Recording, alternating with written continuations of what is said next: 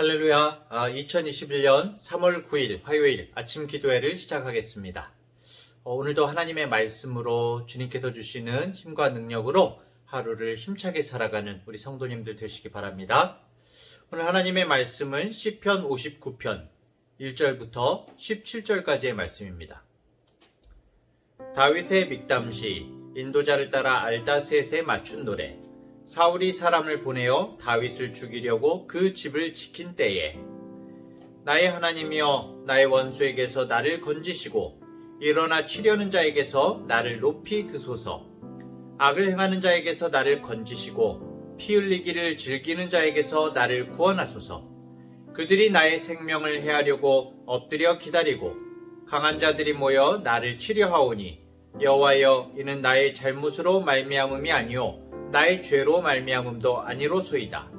내가 허물이 없으나 그들이 달려와서 스스로 준비하오니 주여 나를 도우시기 위하여 깨어 살펴주소서. 주님은 만군의 하나님 여호와 이스라엘의 하나님이시오니 일어나 모든 나라들을 벌하소서. 악을 행하는 모든 자들에게 은혜를 베풀지 마소서. 셀라.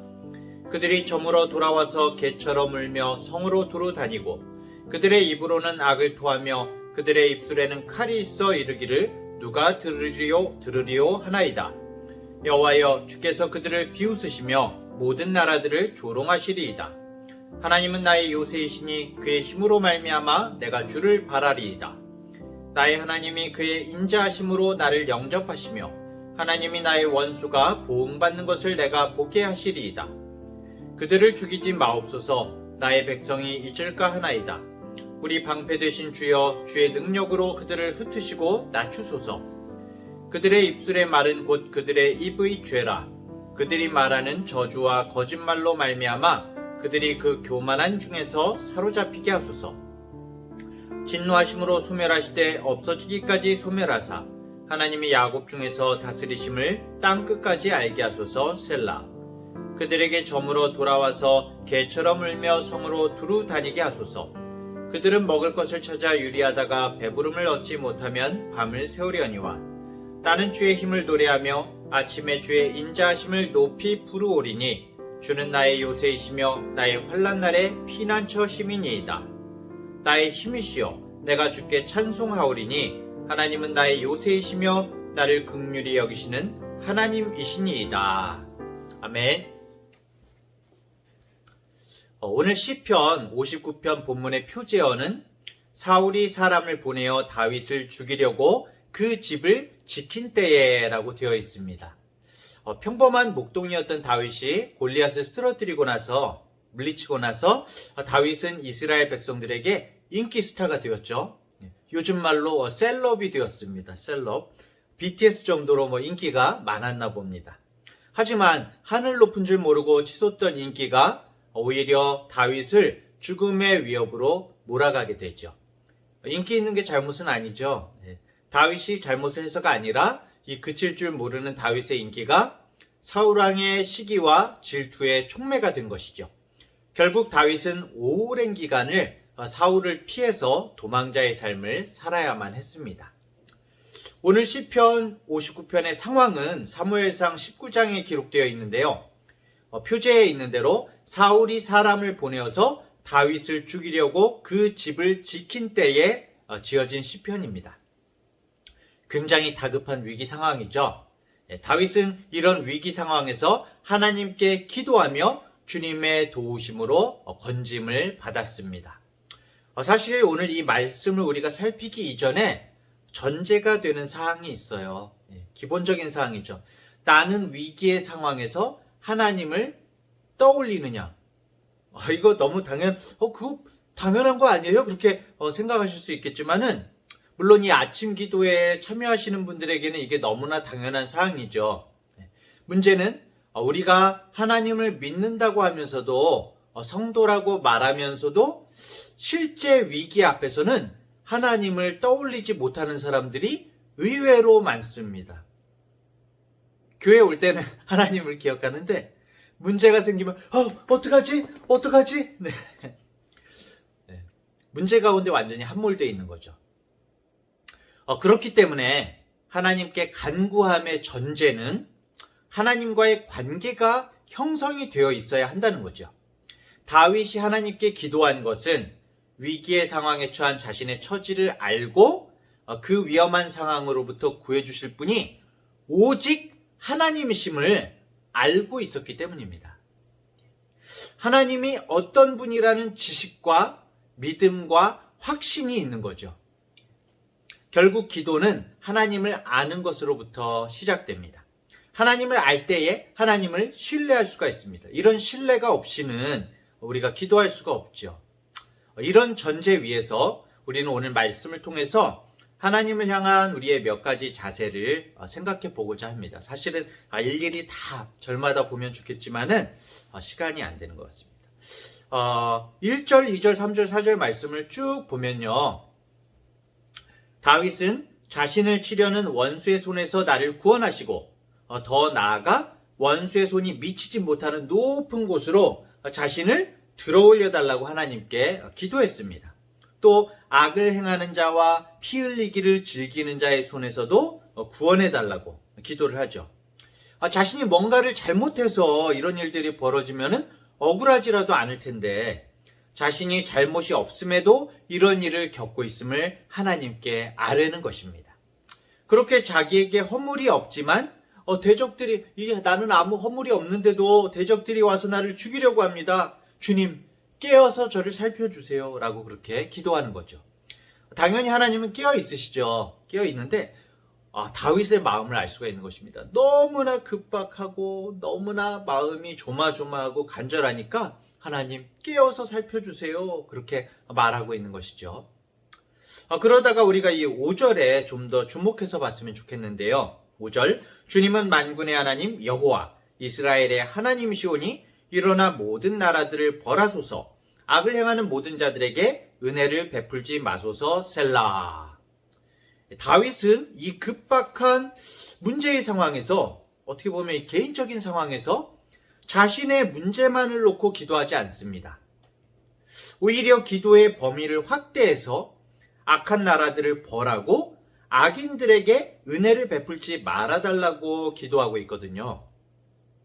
오히려 자신의 문제보다 훨씬 크신 하나님의 공의를 떠올리면서 그 공의대로 이루어지기를 기도하는 거죠. 그리고 자신의 눈을 돌려서 자신과 같은 어려움을 겪고 있는 자들에게 눈길과 기도를 돌리는 것입니다.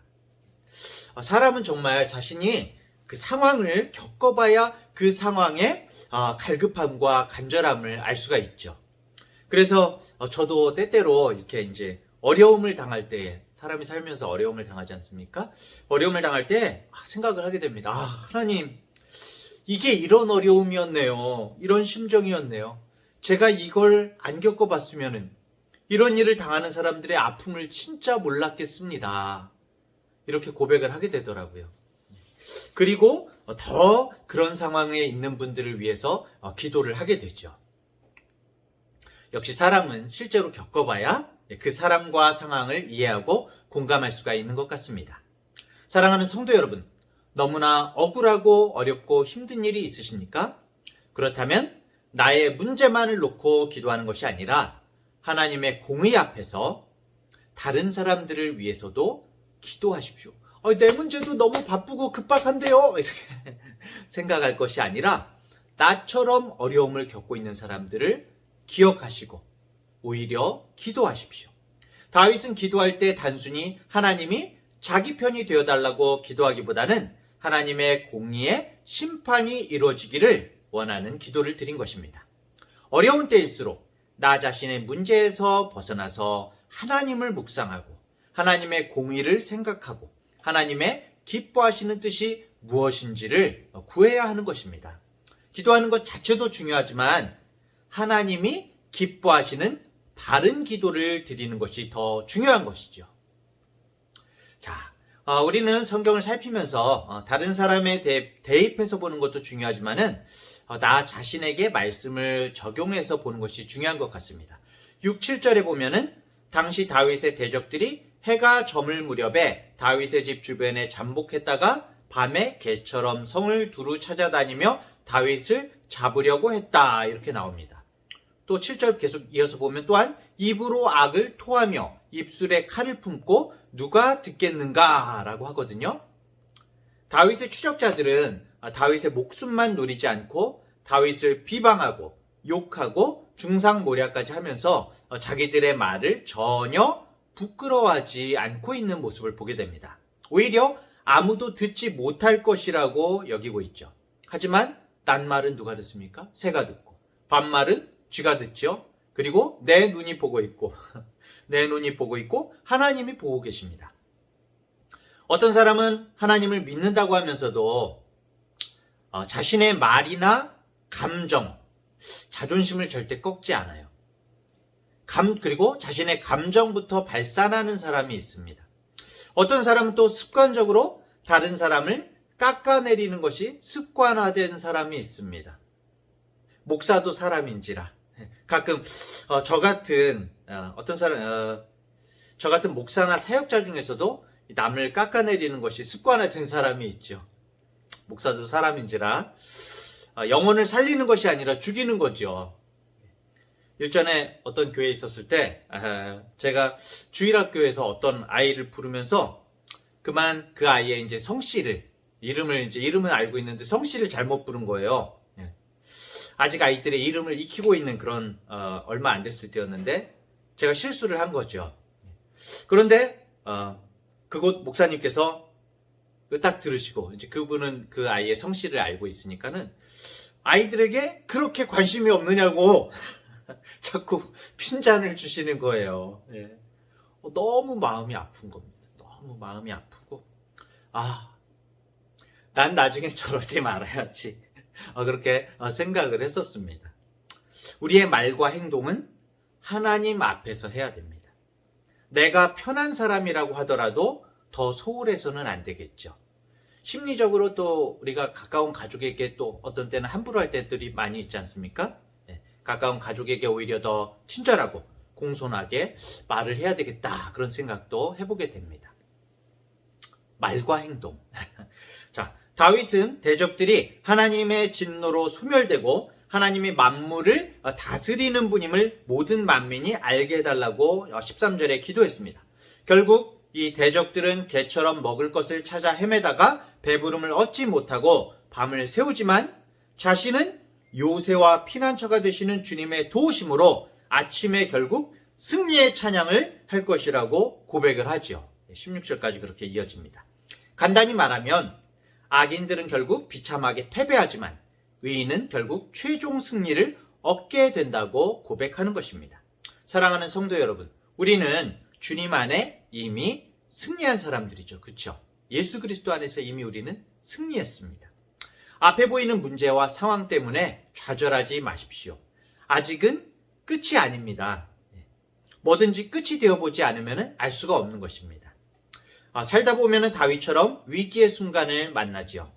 사울의 군사들이 다윗을 죽이려고 찾아온 것처럼 많은 곤고함과 인생의 문제들이 우리를 죽이려고 찾아올 때가 있습니다. 문제들이 우리를 이제 포기하게 하고 절망하게 하려 합니다. 너는 희망이 없어.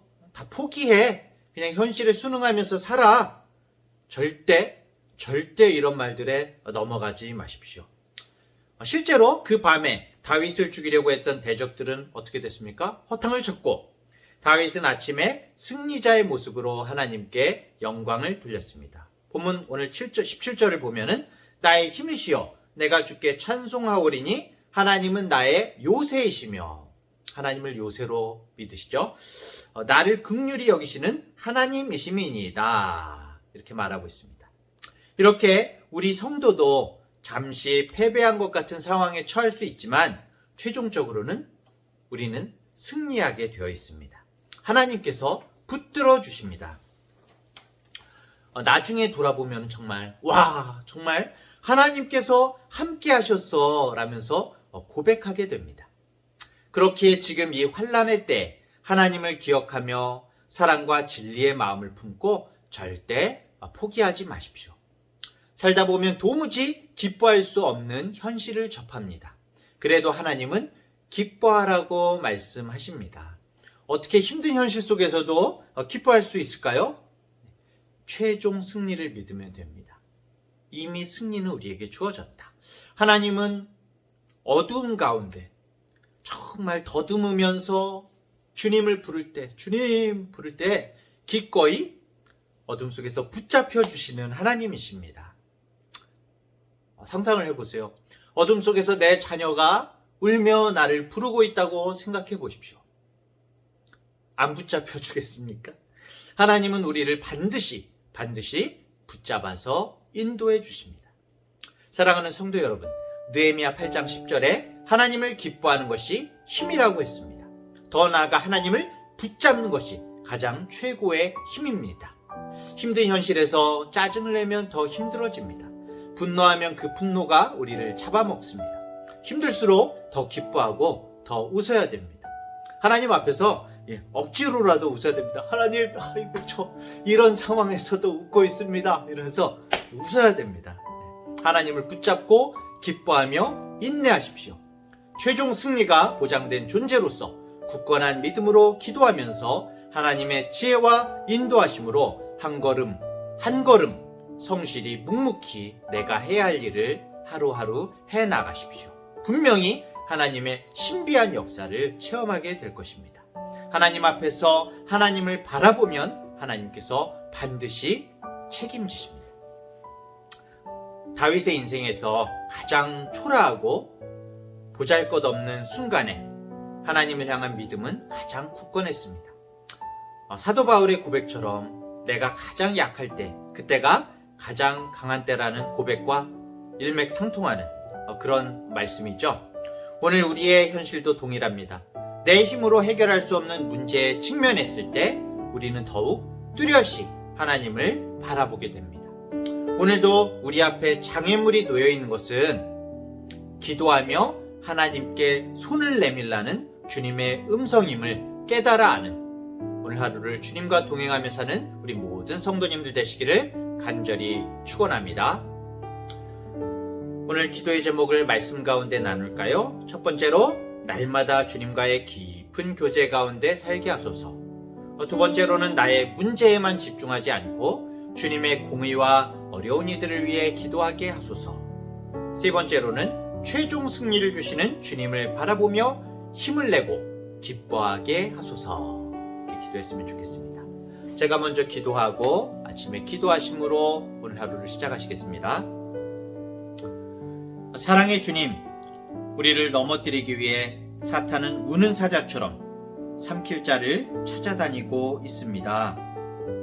사면의 대적들이 우리를 위협해도 두려워하거나 불안해하지 말고 오직 주님만 바라볼 수 있는 믿음의 눈을 주옵소서. 내 능력으로, 내 지혜로 해결할 수 없는 인생의 문제 때문에 전능하신 하나님을 바라보고 주님께 우리의 손을 내밀 수 있음에 감사를 드립니다. 오늘도 주님께 내 손을 내어드리고 주님의 손을 붙잡고 걸어가는 오늘 하루가 되게 하여 주시옵소서.